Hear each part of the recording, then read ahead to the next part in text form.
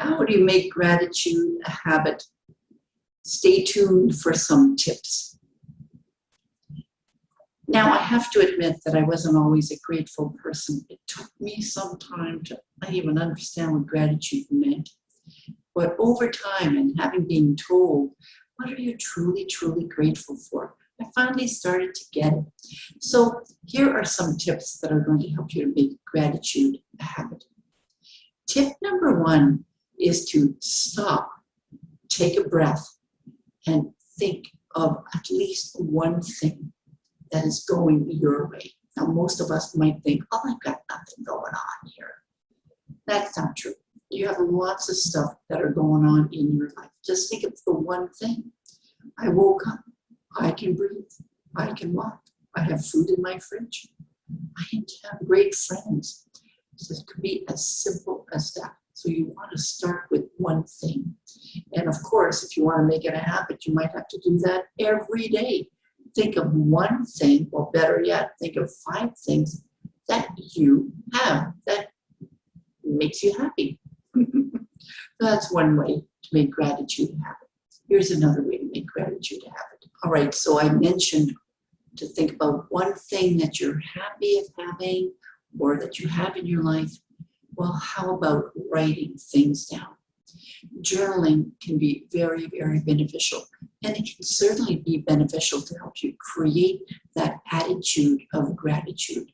One of the things that I'm grateful for is the best meal that I had this week was one of my best friends is, and I appreciate him so much because of, so you might want to have a journal and write in that journal every day, and even better, to think of some sentences, some prompts that you can use in order to complete your sentence. I gave you just a few of them, and I'll give you just a few more right now.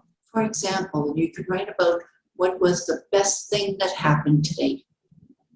You can talk about your favorite outdoor activity, or you can talk about why you like to be with your family, why you like to hang out with your family. Those are just a few examples, of course. But if you do that every day and you journal something every day, you're going to develop the habit of being grateful. And here's one more tip on how to incorporate gratitude in your life. Think about something you have, and that could be a laptop. It could be a piece of furniture. It could be fruits in your fridge. So think about an object that you have, and think about everything that that object had to go through to come to your house. So for example, it could be that a farmer planted a seed, or a farmer had a property and he decided to cultivate it and to grow a large garden in it.